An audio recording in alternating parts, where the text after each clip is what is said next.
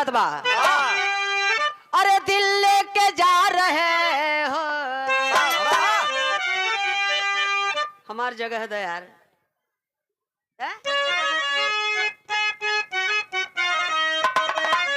कितना तो सोचबा ना, लेकिन हमार जहाँ है वही जगह पे दा गावे के हमें बा। अरे दिल लेके जा रहे हो, अरे दिल लेके जा रहे हो, कैसे जिएंगे हम। दिल लेके जा रहे हो, कैसे जिएंगे हम। दिल लेके जा रहे हो, कैसे जिएंगे।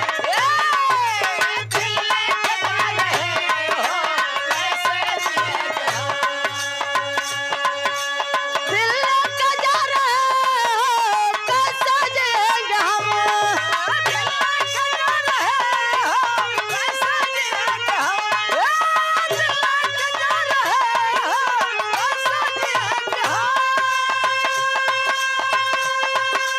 दिल लेके जा रहे हो, कैसे जिएंगे हम। जब याद तेरी आएगी, अरे जब याद तेरी आएगी, रो रो मरेंगे हम। जब याद तेरी आएगी, दारू पिएंगे हम। जब याद तेरी आएगी, दारू पिएंगे हम। सुन के बोला, कहाँ भटका तू? दारू दारू दारू दारू पे उतारू। भाई मुरचहवा परेशान बाप। तबई हया देखा ताकत है जाने, हया 85 झुआ भर। जब शासक राजा बने के चुनाव आ जाता तो बिक जाता है पौगा भरे पर। कोपर राजपाट आए छोड़ना पड़ेगा। पिया बार आए के बाबा आसन- 2024 बार आसन पे बिकी जाथन 5 किलो। प्रदीप सिंह, जो आपके जेब में पेन है, जो आपके जेब में पेन है, वो बाबा साहब की देन है। आपके पास जो दौलत है, वो बाबा साहब के बदौलत है। आपके जीवन में जो शांति है, वो बाबा साहब की क्रांति है। धन्य है, महान है, नमन करती हूँ। बाहर वकील साहब भाव पर कवि जी लिखे हैं,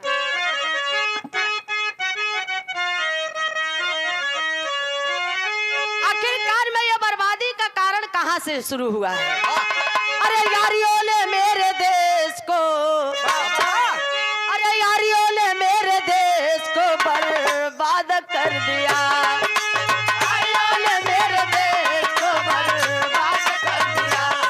यारियों ने मेरे देश को बर्बाद कर दिया। यारियों ने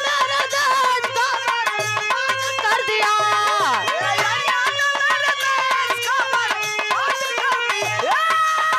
यारियों ने मेरे देश को बर्बाद कर दिया।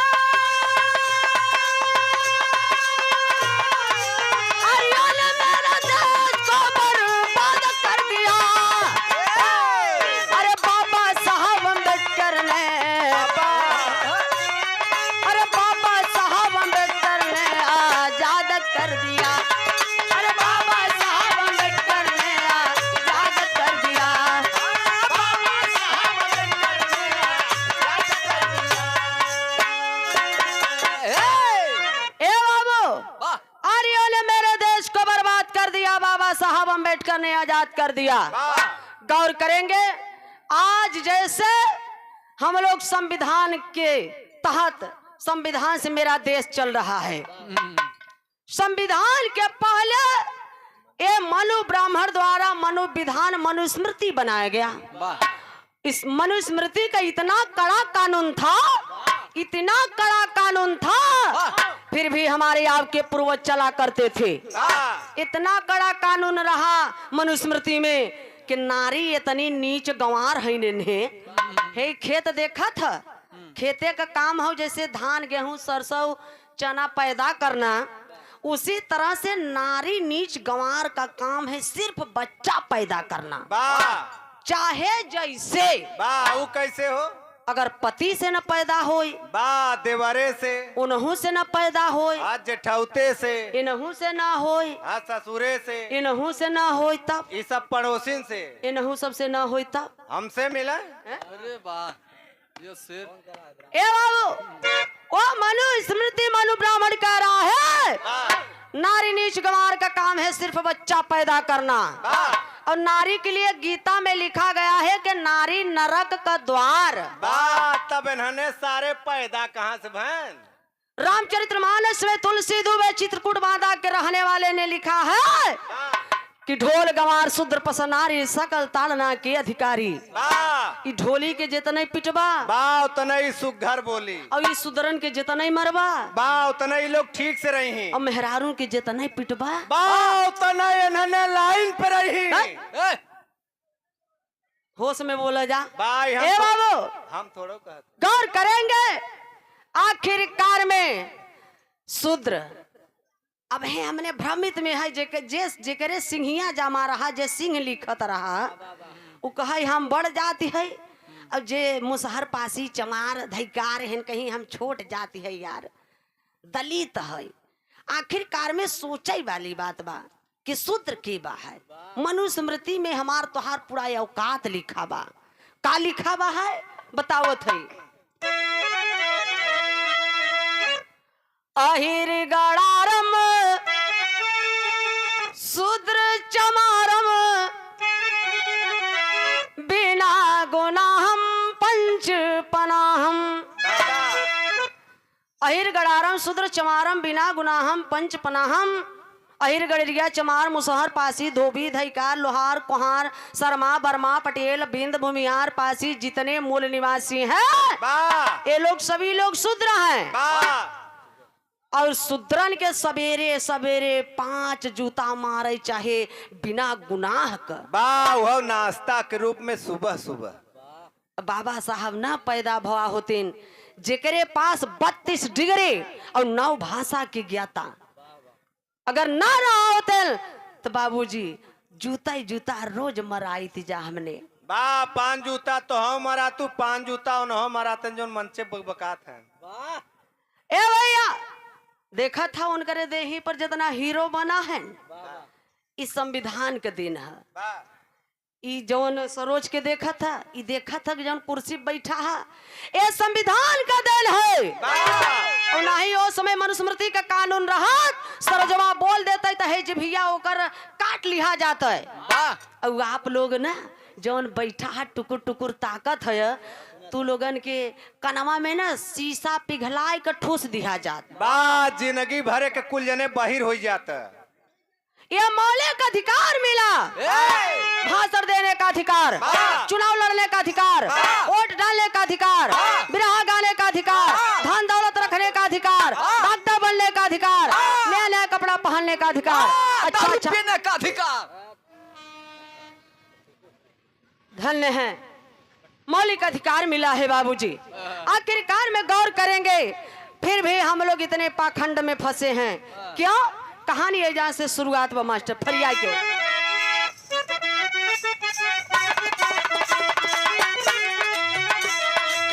यहाँ के मूल निवासी जो आदिवासी हैं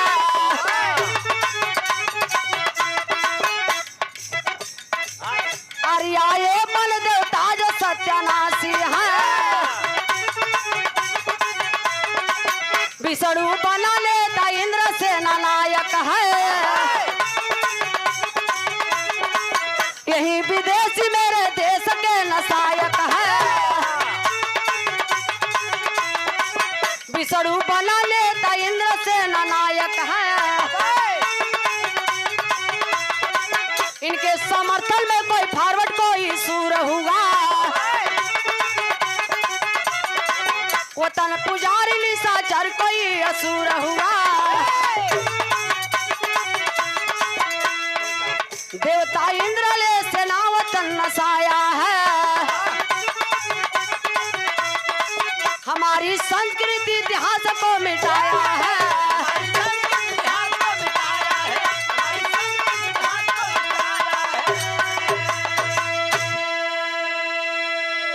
आज हमारे समाज के आप सभी लोग बैठे हैं पढ़े लिखे विद्वान। ए बाबू गौर करेंगे जिनका हम पूजा पाठ करते हैं पहले हमें आपको उनके बारे में जानना चाहिए। वाह पूजा पाठ पू माने पूरी, जा माने जानकारी, पा माने पाकर, ठ माने ठहर जाना। अगर हम इनकी पूजा कर रहे हैं तो इनके बारे में अच्छी तरह से जानना चाहिए। आखिरकार में बाबू जिनको देवता भगवान कहती हैं, ये इंद्र विष्णु कोई देवता कोई भगवान नहीं है। ये चोर है, लुटेरे हैं, डकैत हैं। मध्य एशिया, ईरान, इराक से भेड़ बकरी चराने के बहाने धीरे धीरे हमारे भारत में आए। 3500 वर्ष पहले जब भारत में हमारे आया तो इन लोगों को रहने का ठिकाना कहाँ था?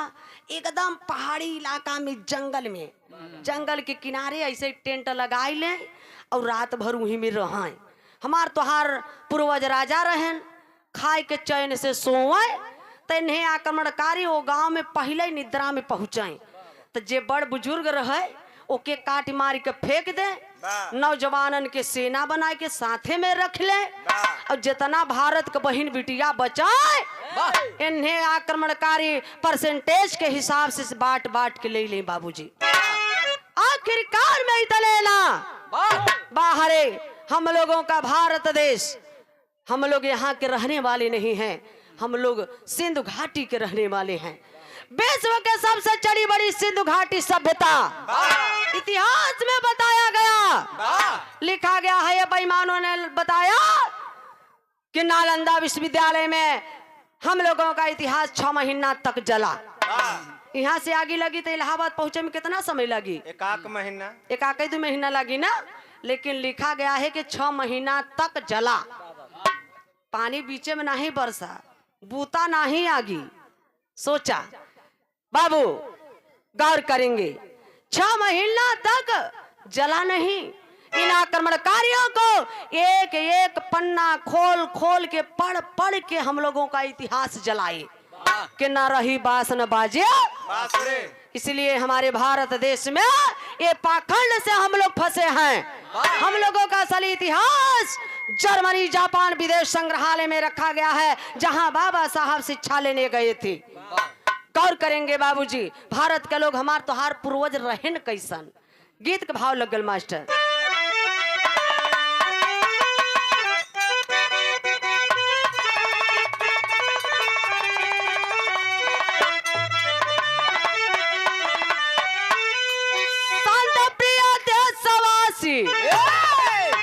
अरे बहुत ही सतावेला बन देवी देवा पापी, आगिया लगावेला बन देवी देवा पापी, आगिया लगावेला बन देवी देवा पापी,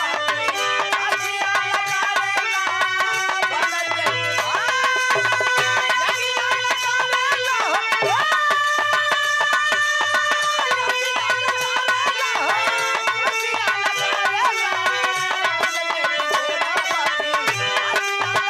देवी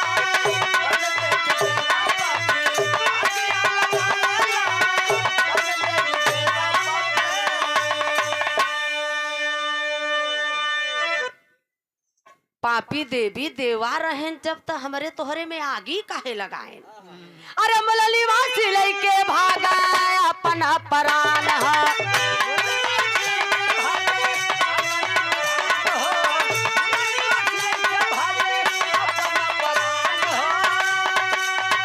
जंगल पहाड़ छिपे ताज के समान है।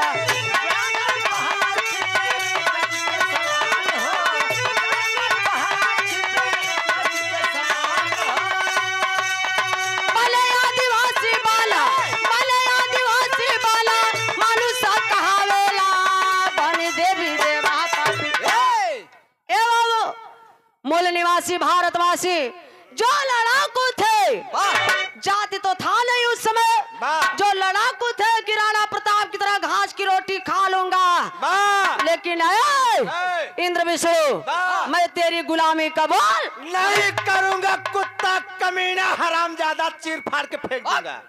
मैं तेरी पूजा पाठ नहीं करूंगा। उस जंगल में रह लागेन कोल भील मुसहरा। ए बाबू तो जंगले में जे रही पेटवा भरे बदे कच्चा ही मांस खाए, लिलगाय खाए, खरगोश खाए, कछुआ खाए, मूस खाए, गोहटा खाए। जऊ नहीं पावे उहई खाए। तो इन्हें विदेशी इंद्र विष्णु कहे देखा देखा इन्हें करिया करिया कैसन हैं, ई दैत हवई, ई असुर ह, ई राक्षस ह, ई बनमानुष ह। ऐसे हमारे आपके पूर्वजों को संबोधित करते थे घृणा शब्द से। ए बाबू आखिरकार में जे नाही डिरान उ कोल भील मुसहरा और जे डराएगा ओके का बनाए ले है बेईमान। अरे भय से समर्पित जावा भैले देशवासिया,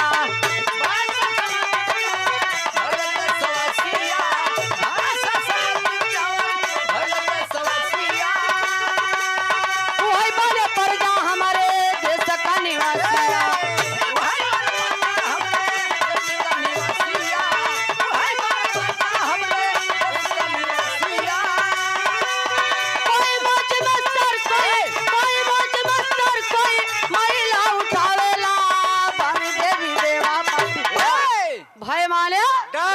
जे डराएगा के ए इंद्र विष्णु तो के देवता मानव पूजा पाठ करब तोहार गुलामी कबूल करब, हमार खेत कियारी ले ला, हमारे बहनी बिटिया की इज्जत मर्यादा ले ला, सब कुछ ले ला, लेकिन मार के भगावा तन्हे बेईमान करेन का। अब यही से देखा षड्यंत्र रचना बाबूजी करेन का परजा बनाई कर रखें।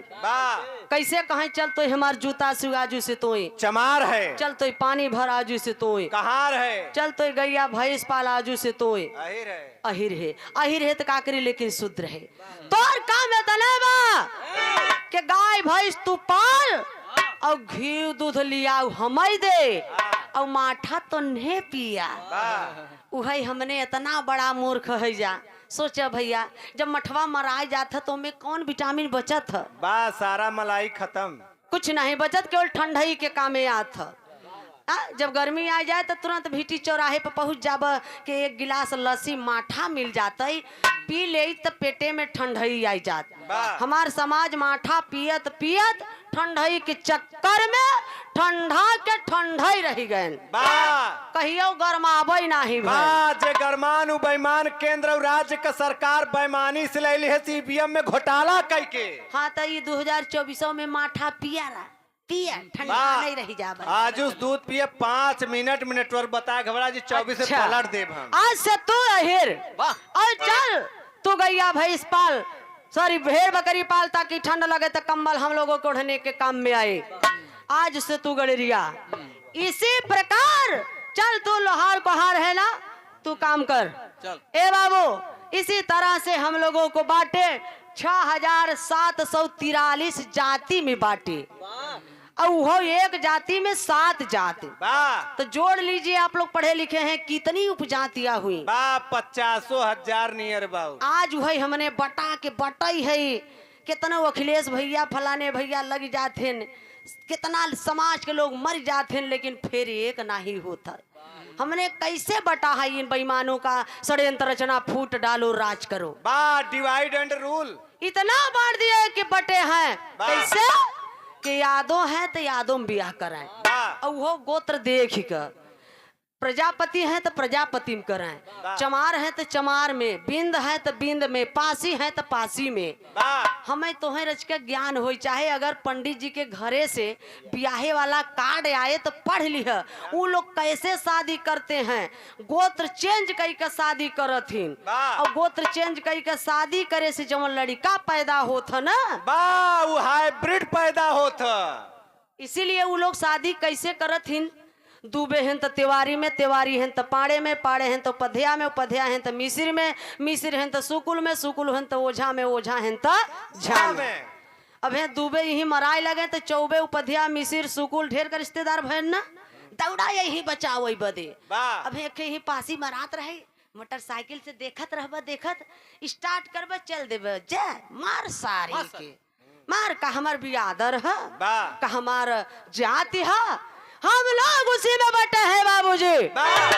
इसलिए संघ शक्ति कल जुगे, बिना संगठन के हम आप कुछ कर नहीं सकते।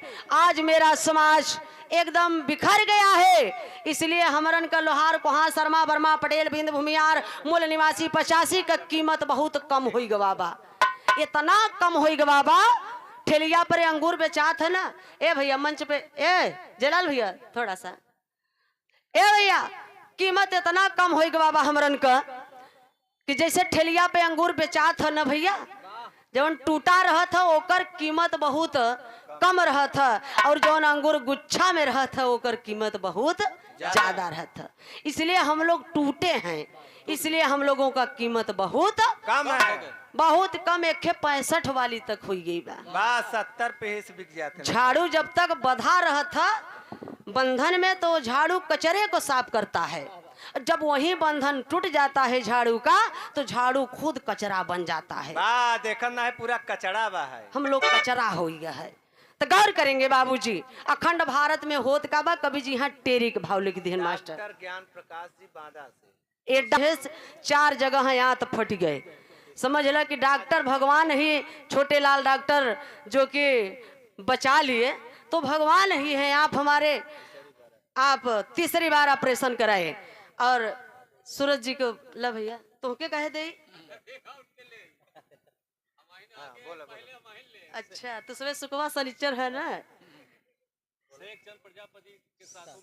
माँ होती है। कितना बड़ा नालायक बेटवा निकल जाए, कितना बड़ा बेटवा हो जाए करोड़पति, लेकिन माँ हमेशा बेटा को यही आशीर्वाद देती है, जा बेटा जा, तू सुखी रहना बेटा। माँ कभी ये नहीं कहती कि बेटा तू मुझे सुखी रखना। बारे माई तेरी के भाव मास्टर देखा है, यही इलाहाबाद प्रयागराज की धरती लमाही के हमारे पूजने आप बगलिए दादा कैलाश जी गाय के दुनिया से चला गए। बात तो बहुत जल्दी गायक चली जा। हमारे ससुर ही थे भाई, यहाँ तो सब बा के जठौत होए के ससुर होए, लेकिन इनमें देवर क्यों न होए। कवि जी भाव लिखे हैं, कैलाश दादा जब गावत रहन बा तब तू अपने मम्मी के पेटे में रहू। का गाँव है हाय मोरे राम मोरे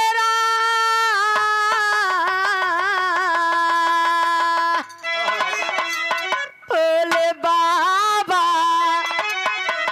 जोगिया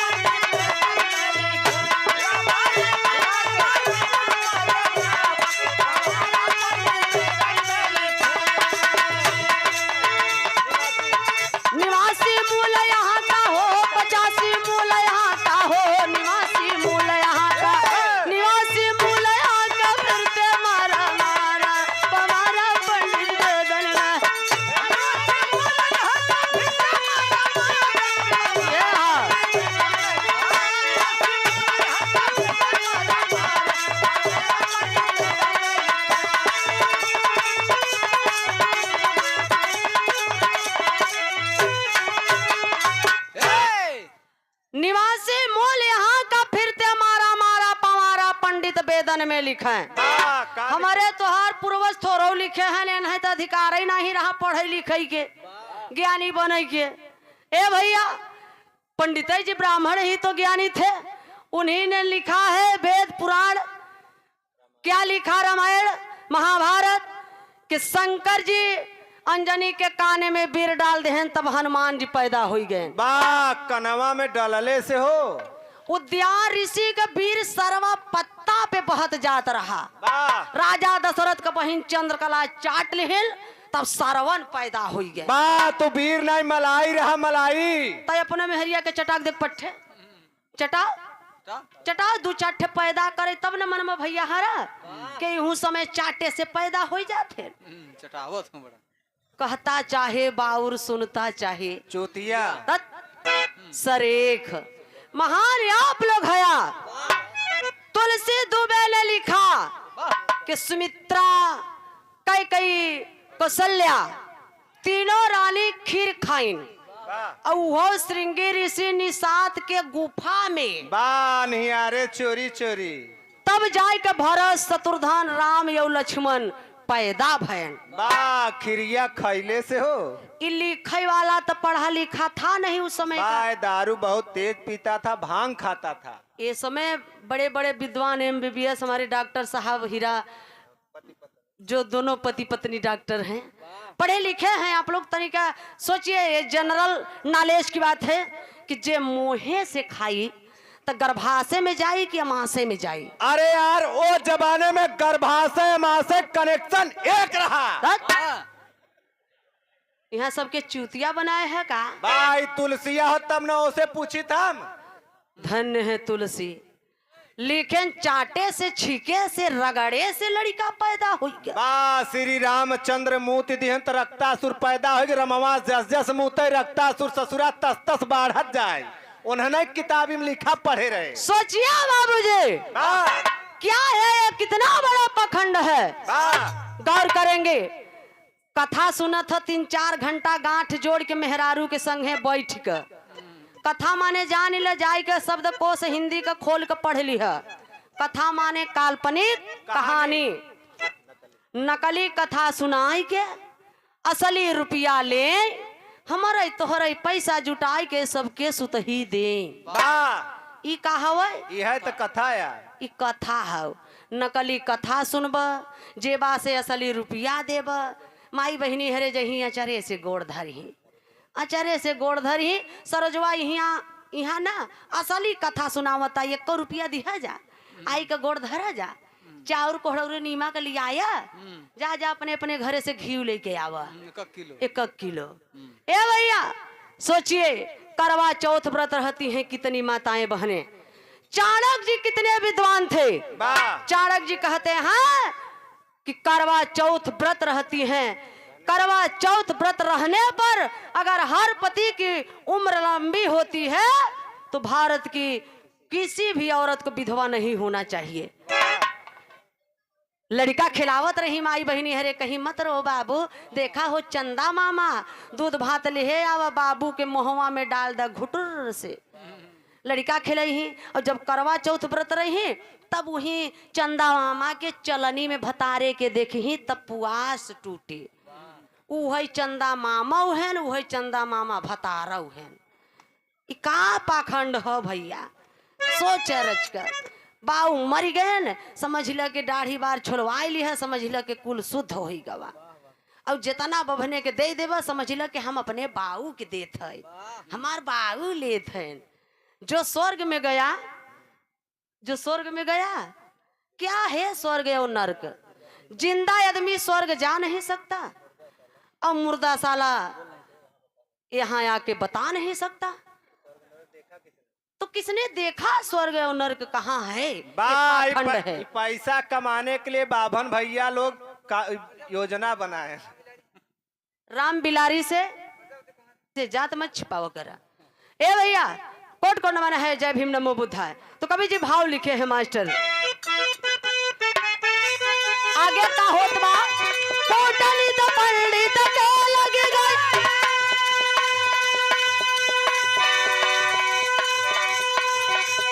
वासी हो गए आदिवासी,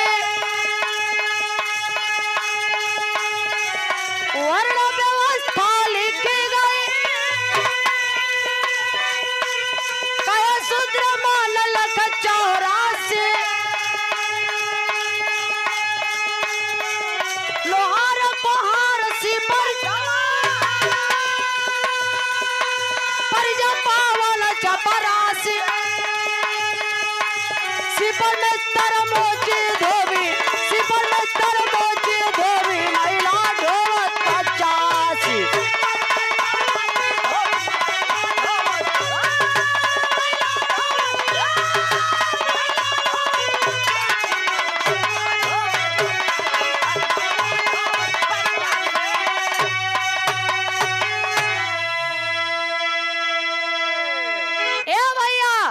लोहार कोहार काशी पर चमार पर जा पावन चपरा से वर्ण व्यवस्था लिखी गई ब्राह्मण क्षत्रिय वैश्य और शूद्र।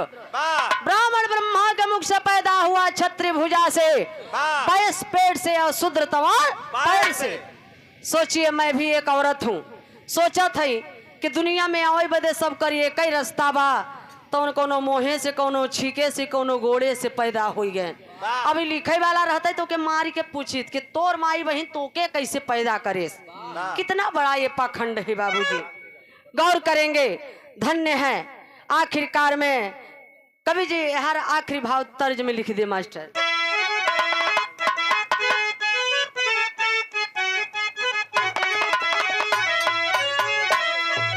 कोनो दुल्हन का दुल्हा कहत बा, ए भैया रेलवे फाटक पर देखा लड़का है हटावता, आ जा बाबू आ जा जा, तर्ज के लाइन बा, बढ़िया बढ़िया कोई बात ना बा। अरे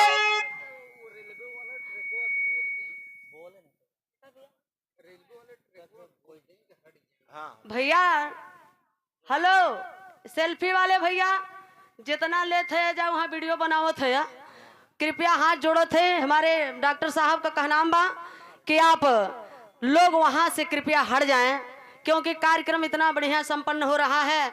आप लोग थोड़ा सा दरवाजे का सम्मान करिए। हम लोगों के बीच में मनी डॉक्टर साहब और हमारे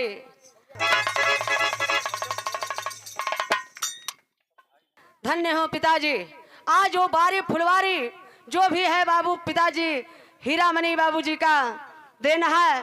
आप नजर लागे राजा तोरे बंगाले पर,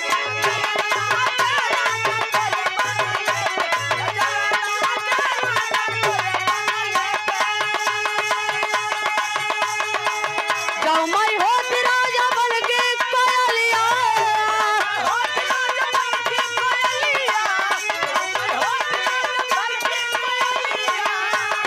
बन के कोयलिया हो, बन के कोयलिया।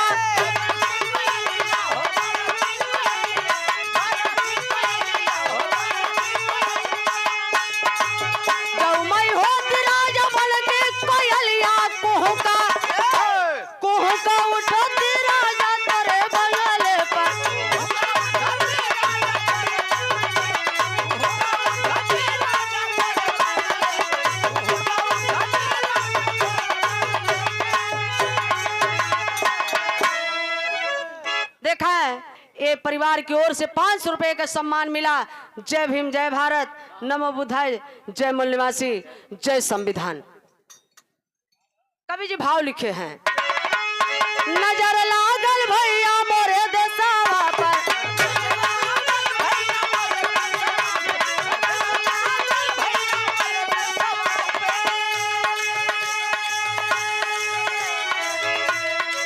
दूसरी चढ़ाई के या बोले मुसलमान हो,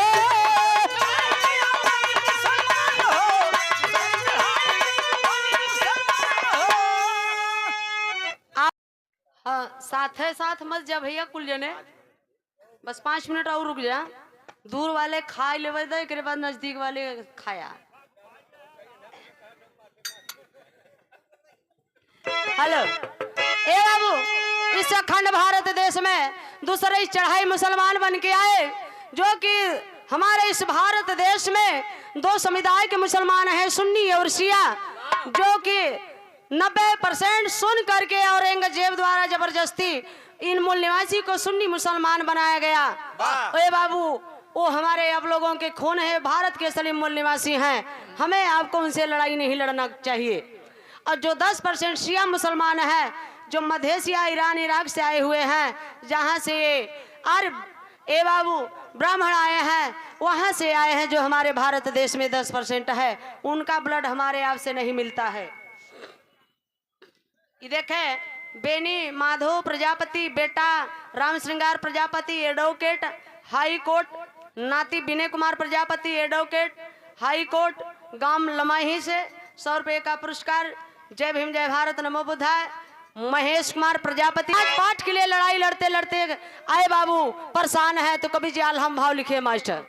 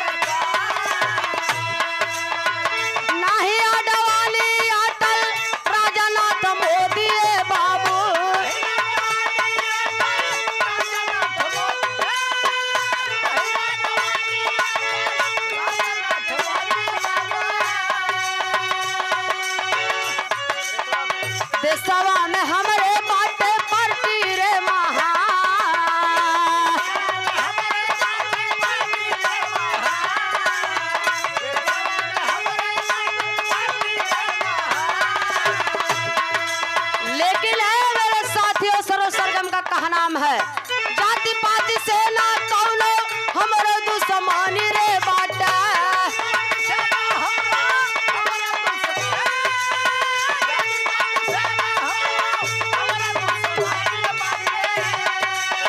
हक खातिर मोरली वासी होई जा कुर्बान।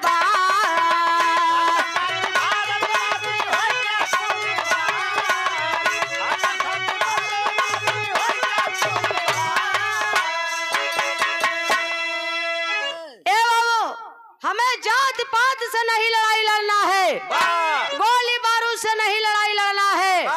हमें सबसे बड़ा हथियार जो बाबा साहब दे दिए हैं वोट डालने का, शासक बनने का, उससे लड़ाई लड़ना है एक हो करके। ए बाबू हमें किसी जात पात से नहीं लड़ाई लड़ना है, अपने हक हिस्सा अधिकार के लिए लड़ाई लड़ना है। हमारा हक मिलना चाहिए क्योंकि संविधान सब माने बराबर, विधान माने नियम कानून। ए बाबू जो लिखा गया है संविधान में उतना मेरा हक अधिकार हमारे तक पहुंचना चाहिए। बेईमान लूटन खायन अब देखा 2024 लगी गवा, अब देखा हमें तो हैं कैसे लूट यही कौने भेष में यही। कवि जी आखिरी भाव लिखे हैं,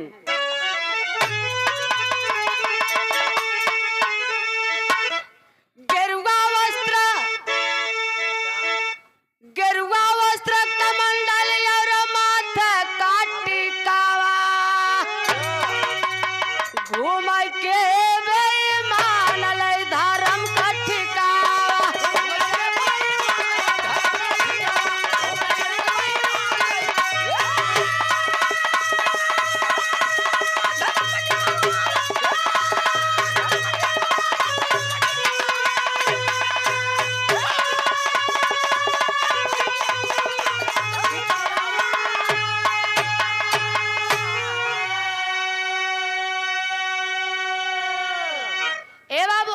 गेरुआ वस्त्र कमंडल और माथे का टिकवा, घूमय के बेईमान ले धर्म का ठिकवा।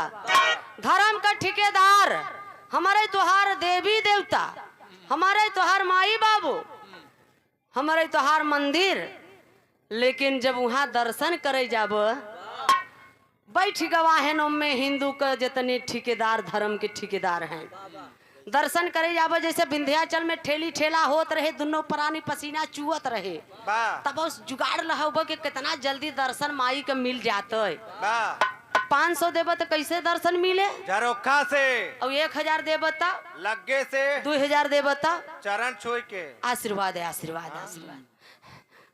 हाफत आई जब बहरे कहब ये पंडित जी हाउ जूता चप्पल दा पर प्रसादी के पैसा कितना भला, और हमरन के दोनों प्राणीन के ऐसा आशीर्वाद दी है कि पहले बेटवा होई वह जोड़े होई। हाँ आशीर्वाद देथिन। हमने जाब मंदिर पर देखा, अब जाए तो ध्यान से सुन ली है। मंदिर पर जब जाब तो पंडित जी दोनों प्राणीन के माथे पर वही चंदन लगाई दे ही ललका वाला, और हाथे में दोनों प्राणीन के खे ललका धागा बने बांध दीजिए। अच्छा उ ललका धागवा बांधत के समय एक श्लोक पढ़त थी, और वो श्लोक संस्कृत में, वो विदेशी भाषा जौन की हमरे तोहरे समझम ना आए के गरियावत है कि आशीर्वाद देत है। हमारे तो गोबड़ौरा नियर फुलब के यार रजा आशीर्वाद मिलता, लेकिन देखा आशीर्वाद वो संस्कृत में लिखा का बा, आशीर्वाद का मिलता। ओ मेन बद्धो बलि राजा दान वेद्रो महाबलः तेन्त्वा प्रतिध्वनि रक्षे माचल माचल। बारे पंडिताइन बा तो के पंडिताइन समझ में आवत है? अरे यार इतना बढ़िया मंत्र के बोले हो। इस लोकवा ही कहता, हम थोड़ो कहत है, वो नहीं के इस लोकवा कहता। ओ मेन बद्धो बलि राजा दान वेद्रो महाबलः तेन्त्वा प्रतिध्वनि रक्षो माचल माचल। पल्ले पड़ा नहीं, तू सबके गरियावई आई हो। इस लोग कहत बा के कर मतलब आए मूल निवासी तुम लोगों के बलि राजा को, लोहार कुहार शर्मा बर्मा जितने मूल निवासी हैं सभी लोगों के राजा के बलि राजा को इसी लाल धागे में बांध करके मारे और राजपाट शासन सत्ता रुपया पैसा मान सम्मान सब कुछ छीन लिए। आओ अटल रूप से तुम्हें भी इसी बंधन में बांधता हो। वही जाई था हमने मंदिर में कसम खाई के आई थे, हे पंडित जी जितना रहा कुल ले दे दिया। 1 मिनट 30 सेकेंड प्लीज। ए भैया इतने ला जितना रहा कुल दे दिया। खेत की यारी देखा था झूरा पड़ जाए चाहे एक दाना न पैदा हो। पंडित जी हम खाई बिना भले मर जाब लेकिन तो ही खाई बिना मर ना दे। उहे तेरही में बोलऊ बा बरही में बोलऊ बा बिने लगन का लगन कमाई होत बा जजमानी। बरही में बोलऊ बा घर बनऊ बा तब बोलऊ बा लड़का पैदा करब तब बोलऊ बा लड़का पैदा कैले बा तो दौड़ा जवान नामकरण करवावे बदे ला 1000 ले ले पंडित जी लेकिन नामकरण हमारे बेटौना का कई द। बताओ जब नामो रखे के शक्ति ना है बा कोपर चाटे बदे 50 ठे पैदा कैले का मतलब धल। ए बाबू तो ये क्या सबसे बड़ा यही हम लोगों का अंधविश्वास है। इसलिए तथागत गौतम बुद्ध जी ने कहा तर्क करो का सही छीके चाटे रगड़े से लड़का पैदा होता रहे ना समय।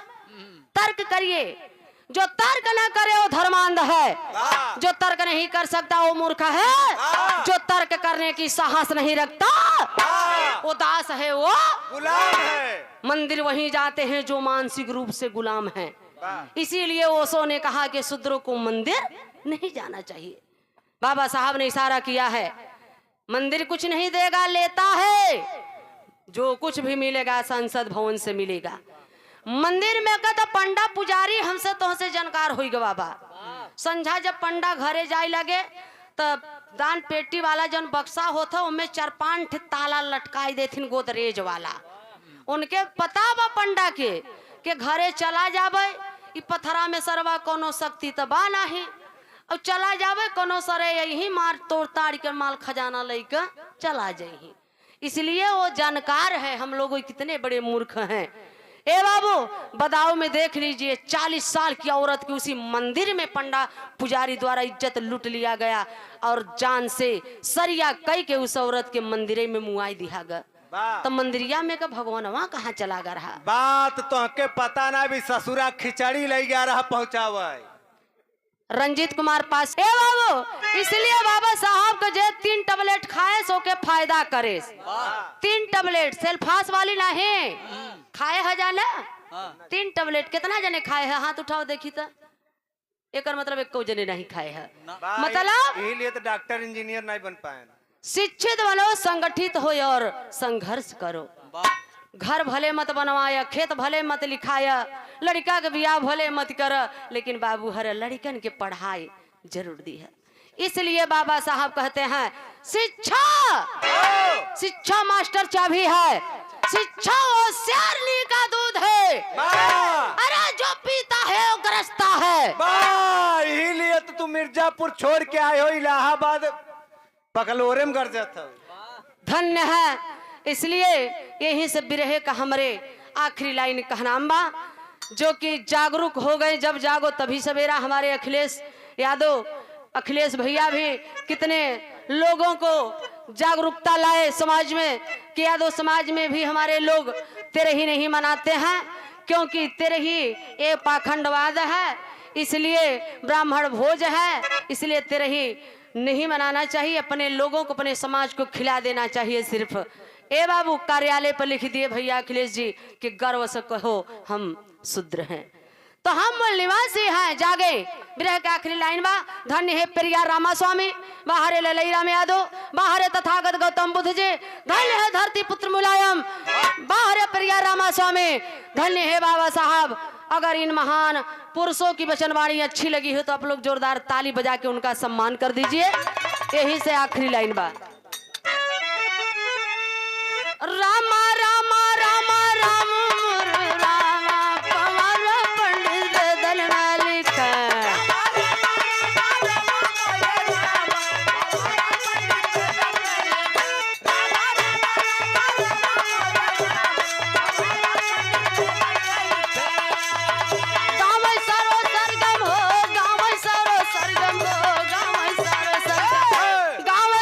सरगम भैयल के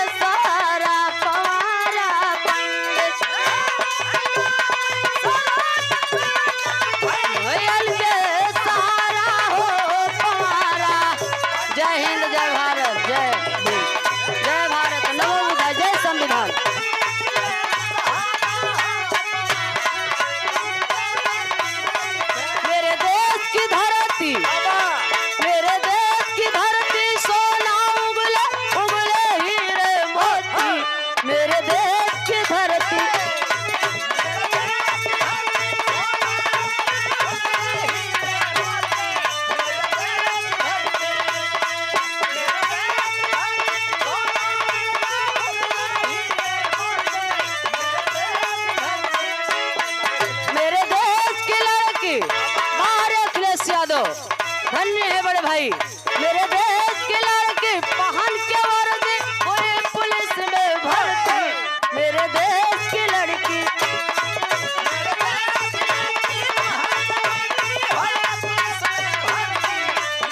आप उधर कलाकार सूरज जी से आप लोग आनंद ले। धन्यवाद।